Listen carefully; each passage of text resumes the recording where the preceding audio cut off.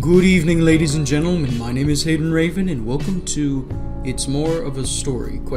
So this is a game that was actually recommended to me by a developer of one of the past games I played about 5 or 6 days ago, and I'm really quite interested to get into it because today is going to be a compilation episode of one of their newer games and this game as a whole. So it might come out to 40 minutes, it might be an hour, I don't know, but all I know is once I'm done with this, I will have spent quite some time with it. So join me, ladies and gentlemen, this evening as we get into some text-based fun. Now, I read the description of this game, but I didn't read too much because there wasn't that much at all. But I read that there was a barista and a customer, so we're going to go ahead with the Bertrand and see what happens.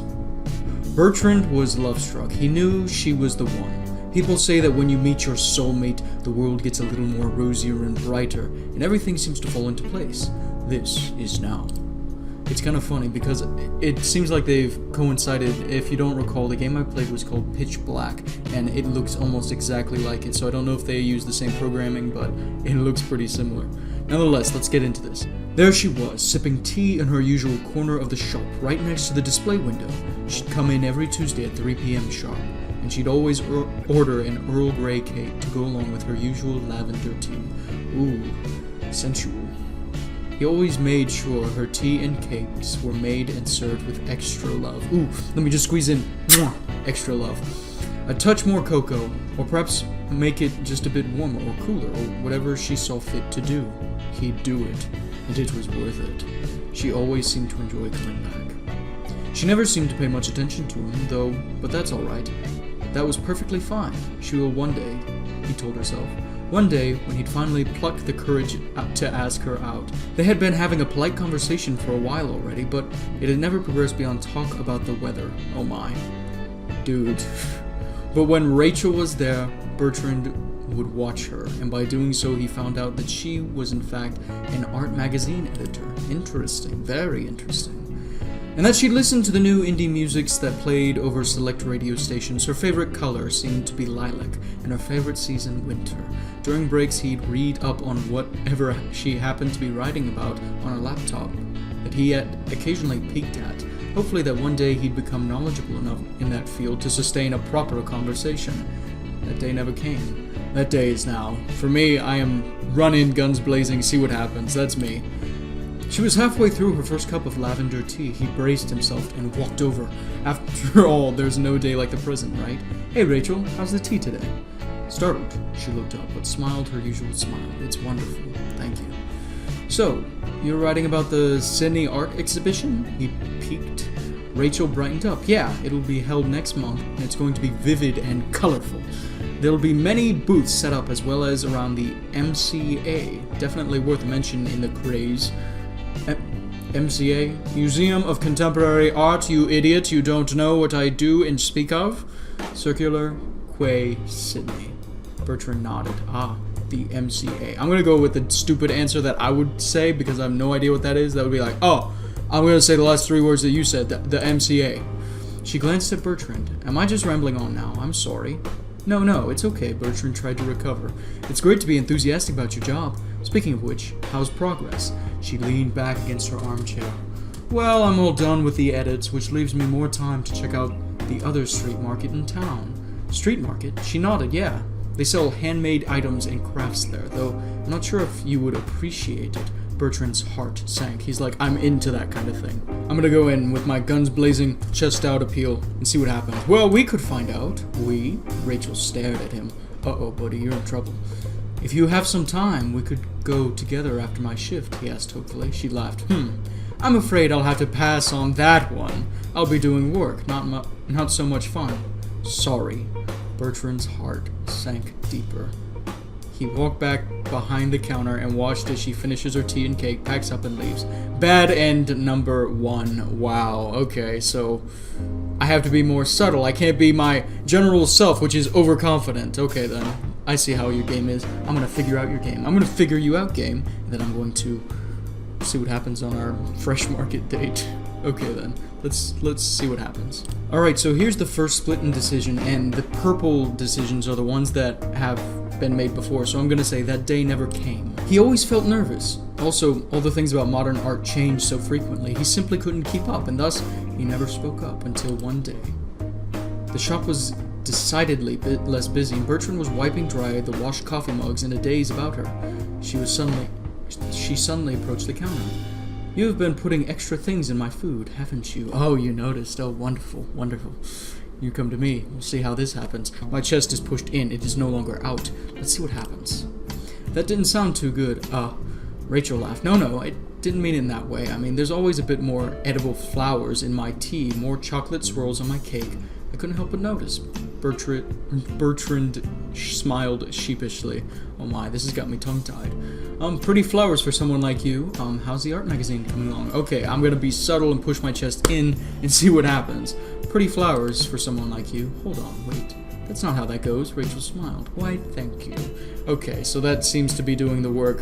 So you see, Bertrand is this lesser beta male, whereas my clear alpha male presence is too much for Rachel. She needs that beta male. She likes that power in the relationship, so let's see what happens. The time is now. How's the art magazine coming along? Now we do that. Rachel smiled. Well, I've just finished most of the edits for next week's copy, so thankfully now I can have time to myself. That must be nice, Bertrand replied. He didn't know what else to say. It is, she sighed. It's nice to have breaks every now and then. The time is now. I love this guy. I love this guy. Every other choice is, the time is now. Make your move. I love this. I love this. Time is now. He took a deep breath. So, Rachel, I was wondering if you had some free time later, Bertrand said, and he then regretted it instantly. I mean, if you have some free time later, I was wondering if you'd like to maybe go for a coffee. Oh, wait. He's in a coffee shop. Oh, my. Rachel laughed. Well, yes, now that next week's edits are largely done, I do have some free time on my hands. Bertrand's heart skipped a beat. Ha! How about dinner? Dinner sounds good, Rachel said. Do you have a place in mind? I was thinking about Charlie's Grill at the Bay. Isn't that a little on the high side, Rachel asked. Bertrand nodded. I'll need to go back to Campington's Ridges to change into something more proper. So how's 7? Where would you like me to pick you up? She smiled. Town Hall will suffice. Oh, well, aren't you just nippy? Using words like suffice. Town Hall will suffice. If you're coming to Campington's, then let's meet at the east entrance. Huzzah! He smiled back, sure, till then. With joy in his heart, Bertrand skipped out behind his counter and watches as the petite lady finishes her tea and her cake, packs up and leaves. He'd see her again real soon. Neutral end to return to start. So, what I surmise from this is, at least from Bertram's end, I want to get the good, boisterous end. We walk out of that coffee shop hand in hand, marriage, carriage, whatever, happening all of a sudden. But let's see if I can find that ending, or if I'm just too boisterous on my own. Alright, so this is the steps that I didn't take. Museum of Contemporary Art, the MCA. He actually had no clue what she was rambling on about. Well, I'd love to go, but unfortunately my job isn't very international, he joked. Rachel blushed with the realization. Oh, sorry, I got carried away. I do that easily. Oh, so you're so cultured, are you now? Okay then, with your little cake and your tea and your oolong and whatever. Bertrand chuckled. Well, that's okay. It's great to be enthusiastic about your job. Speaking of which, how's progress? Well, thankfully it's almost done for next week's edition. Here's the chance. Well, Bertrand said, since you're about done, do you have any plans later today? Rachel now fully looked at him. Are you asking me out? Please tell me my boisterous, full-chested nature can come out. Yes. She flushed. Well, sure. I do have some time, after all. Bertrand smiled. How about dinner? Neutral end 2. Okay, so let me go back and say, perhaps, as if I was that ultimately beta male, and see what happens under that path. Rachel looked back at her manuscript. That kind of reply won't get you a definite answer. Wow. He frowned. I mean, yes, I am asking you out. He could see her smile. I take that as yes then. Bertrand smiled. How about dinner? Neutral end 2. So I don't know if I can get the boisterous ending that I want from Bertrand just because of his nature. I'm going to play through Rachel and see what happens. So let's see. Tim's Coffee was a sanctuary for Rachel. Being an editor for a local art magazine, she was so saddled with work. Only tea and cake soothed her. So she'd come in every Tuesday when her office allowed work from home hours to enjoy a warm cup of lavender tea and a slice of their Earl Grey cake. The barista always seemed to get things just right when it came to the tea, be it sweetness or temperature, and her cakes always looked oh so lovely. Oh so lovely. It seemed like the barista, his name was Bertrand? Really, that's insulting, you don't even know his name. seemed to pay special attention to her food. She noticed that when other customers bought the cake or the tea, their tea seemed to have less flowers in it, and their cake had little less cocoa powder. Today was no different. She'd gotten what she'd come to expect at this little coffee house, and she loved it, and she loved Bertrand. Approach the barista, finish the manuscript. I'll finish the manuscript and see what happens. She was about 2/3 done with the necessary edits for next week's copy of The Craze, so she went about to finishing her work. So, how's the tea today? She looked away from the screen to see Bertrand standing next to her. Ah, it's wonderful, thank you. So you're writing about the Sydney Art Exhibition? He peeked, creepily. Rachel brightened up. Yeah, it'll be held next month at the Vivid and Colorful. Okay, so we have read all of this. I'll be flying over next month to see the exhibitions, the lights, the booths, and the dances. Can you imagine it? Also framed sculpture. Insert name here. Can I? Ah, I found a bug, or at least a little Easter egg of the game. So I don't know if that's even worth editing out, but that's funny. We'll be there too. I'm very excited. Bertrand smiled. Well, I'd love to go, but unfortunately my job isn't very international. Rachel blushed at the realization. Oh, sorry, I got carried away. I do that easily with less cultured people in my life. Bertrand chuckled. Well, that's okay. It's great to be enthusiastic about your job. Speaking of which, how's progress? Well, thankfully, I'm almost done with next week's edition. Well, Bertrand said, since you're about done, do you have any plans later today? What? Are you asking me out? Rachel said. Yes. So he is that very shy kind of, I don't want to say beta male because it's not. I'm joking when I say that, but he's very shy in how he goes about his language. And it's very interesting in that, how it's constructed, but I understand it. Well, sure, she flushed. I do have some time, after all. I was thinking of visiting the Xenon Street Market later tonight. Doesn't it take place the entire week, Bertrand asked. Yes, it does. I'm not too sure about the plans you have in mind. I was thinking about Charlie's Grill at the Bay for dinner. If you would want to, we could go to the street fair event after. It closes at 9:30 p.m., doesn't it? Isn't Charlie's a little on the high side? The barista nodded, saying, I have cash. I have money for this expensive place for a pretty lady. You talk as if you have agreed to the date. Bertrand smiled. Well, I'm glad that you view it as a date. Woohoo! She smiled. Town hall will suffice. If you're coming to the Campingtons, then let's meet at the east entrance. She smiled back. Sure, till then. It was 7:30 p.m. Rachel... So this is the furthest that we've ever made it in the game. It was 7:30 p.m. Rachel was still at Town Hall with no sign of Bertrand. This was ridiculous. For someone who was so eager to please, it was odd that he was be this tardy on the first date. It's not like Campington's Ridges was far from here. Peeved at the no-show, Rachel had to make a decision. Wait for Bertrand, go back to Tim's Coffee to see if he'd forgotten about the date, find Campington's Ridges, go to the Xenon Street Market for herself. Let's wait and see what happens. Another 15 minutes passed. It was 45 minutes past their agreed rendezvous time already. Tired, hungry, and angry, Rachel makes a decision. Oh my. Go back to Campington's Ridge, see what happens. It was a 10-minute walk to the apartment. Upon entering the lobby, Rachel makes a beeline for the receptionist who was just about to leave for the day. Excuse me, ma'am, Rachel said. Is there a Mr. Bertram here? He stood me up. I'm here to deliver something to him. A kick in the balls, that's what she thought. Bertrand, no, there's no Sir Bertrand. Now excuse me, I'm leaving for the night. Wait! Rachel said, fumbling in her purse to retrieve her phone. She suddenly remembered she had taken a sneak photo of the barista before and showed the photo to the receptionist. This is him! Are you sure there's no Bertrand around here? The old crane rolled her eyes. I've worked here for 40 years, young lady, and no, there's no Bertrand, and no, I have not seen this young man, though there's a Sir Burton Brown who lives in 402 2 months ago. They sound so similar, but he died, so I doubt you're looking for him. Now excuse me, young lady, for I must be going now. So, harumph, harumph. Defeated, Rachel watched the elderly lady exit the block. Okay, so I am kind of interested to knock on the door, so knock on 402's door. 402, she was in front of the solid green door. It was old, the paint was chipping. A stack of newspapers stood in the front left door. All it took was a knock.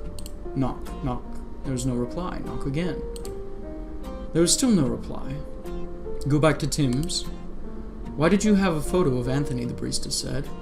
His name is Anthony? Rachel asked in disbelief. He told me his name was Bertrand. No, his name is Anthony Mullers, Samuel replied. I can assure you that he doesn't stay at Campington's Ridges. That place is old and creepy. Anthony would be in a more modern part of town, that much I can say. Now if you'll excuse me, miss, I need to close the shop. Rachel walked out from the shop, terribly confused and creeped out. Should she find Anthony Mullers? Should she leave for home? She had one last question to ask, one last thing to do. Find out who Bertrand really is, find out who Burton really is, leave for home. It's too late to go to Xenon Street Market. So let me back this up and go... Let me back it up and go straight for the street market and see what happens then. Go to the Xenon Street Market herself. Huffing she left. What a jerk. What a creep. Who makes a lady wait so long on the first date? Everything about him seems so off now. She certainly wasn't coming back to Tim's coffee. Bad end number 3. So let's see what happens later on. Find out who Bertrand really is. It has been months. She still didn't have a clue who Bertrand is or was. When she did come back to Tim's coffee, it was indeed an Anthony Mueller's who was working there. He looked the same, but he had no recollection of whatever transpired between them. Her cakes now had less chocolate swirls and her lavender tea less flowers, much like everyone else's. It took her a very long time to realize, but there had been no Bertrand. Neutral ending 3. Strange, very strange. My thoughts are going towards multiple personality disorder or something along those lines, but let me see if I can find anything else. Do you know about Burton, the one in Cappington's Ridge? She asked the barista her last question. Samuel was rolling the shutters down. Yeah, poor kid. He's the reason why this place is creepy. When faced with Rachel's look of confusion, he sighed. Burton Brown. He was the final year college student. Google him. Rachel took out her phone and keypad in his name. Burton Brown, deceased. Promising young scholar in West University of Sussex. He died on a Tuesday morning when he was in the final year of college in a crash while on the way to ask his date out to senior prom. It had been 3 months. Sure enough, when she did return to Tim's coffee, there was no longer a Burton, but rather Anthony Mueller's served her. She had no recollection of the past that transpired between them, nor any memory of who Bertrand is. Her cakes now had less chocolate swirls and her lavender tea less flowers. She never heard from Burton again. Perhaps she thought all he wanted was an answer. She never heard from Burton again. Perhaps she thought all he wanted was an answer. True ending. Author's note. Let me read this author's note because this is very interesting and I'm a little confused by it. Congrats on finding the true ending. This story was trash, but yes, I had nothing better to do, and I wanted to play around with this a bit. It seems so interesting. Can you find all the endings? I did find all 3 neutral. I believe I only found 2 of the bad. I did find the true ending. If you haven't and want to explore other options, return to starts. So ladies and gentlemen, I'm going to end it here for this game, and it's more of a story, question mark. I'll link it down below so you can find the developer and their page. I'm also going to be playing and jumping right into another text-based adventure, so I'll be right back, by the original developer of Pitch Black. Good evening, ladies and gentlemen, and welcome to the second part of this video. Now, this is a game titled Passerby, and it's from the developer of Pitch Black. Now, I'm just going to hop right into this because I know nothing about it, and I really hope this music doesn't get a copyright strike. We could have been anything to each other. She slipped by me along the narrow aisles of the bookstore. Our hands brushed as we reached for the same book. I'll go with the second one. 'Twas as if an angel had graced me with her presence. Looks like we have something of the same interest, I quipped. Sorry, she mumbled and averted my gaze. Will you join me for dinner, I asked. A hesitant smile bloomed on her lips. If I can, came her non-compliant reply. A hesitant smile bloomed on her lips. I waited at the restaurant, and she turned up. I courted her for many years, being met by her frowns, winning laughter from her. I'll say the second one. I'm going for the lighthearted ending now. Till one day she agreed to marry me. Yes, she whispered with tears in her eyes. Silence from then on. Oh my goodness. Okay, this disheartening ending is going to be quite terrible. Each morning she walked out of the door, waving goodbye to me. Without another word, waving goodbye. Each night I got into bed beside her. She got out of bed from beside me. In the beginning, we could have been anything to each other. In the end, we were lovers, but strangers. Happy end, yay! Let me see if I can get anything else. Our hands brushed as we reached for the same book. She slipped by me along the narrow aisles of the bookstore. 'Twas as if an angel had graced me with her presence. Sorry, she mumbled and averted my gaze. Will you join me for dinner, I asked. If I can. I waited at the restaurant, and she turned up. Yet she wasn't present. I courted her for many years, being met by her frowns, till one day she agreed to marry me. Silence from then on. Each morning she walked out of the door without another word. Each night she got out of bed from beside me. In the beginning, we could have been anything to each other. In the end, we were but strangers. Lovers but strangers. Sad end. Oh my. Lies equal false preferences. Text speed. About. Passerby is a short piece of interactive fiction about romance between an unnamed male protagonist and a lady he falls in love with. Plot, images, and music were created by KAELYMAUVE. Game concept inspired by Doki Doki Literature Club. Oh my. This program contains free software under a number of licenses, including the MIT license and GNU Lesser General Public License. A complete list of software, including skills to full source code, can be found here. So any of you programming nerds out there can get into this and see just inside what it takes to make a game like this. Now, I believe I found everything about this game. The first one was a bit longer, but I enjoyed both nonetheless. So ladies and gentlemen, I'm afraid we've come to the end of our time for today. I've got a lot of editing to do, but ladies and gentlemen, I enjoyed myself, and I love these text-based games. So leave a comment and tell me what you think of them, because I'm very interested to see your thoughts on these kinds of games. Ladies and gentlemen, for the last time, we have come to the end of our time for this evening. So ladies and gentlemen, I must bid you a good evening and a good night. I'll see ya.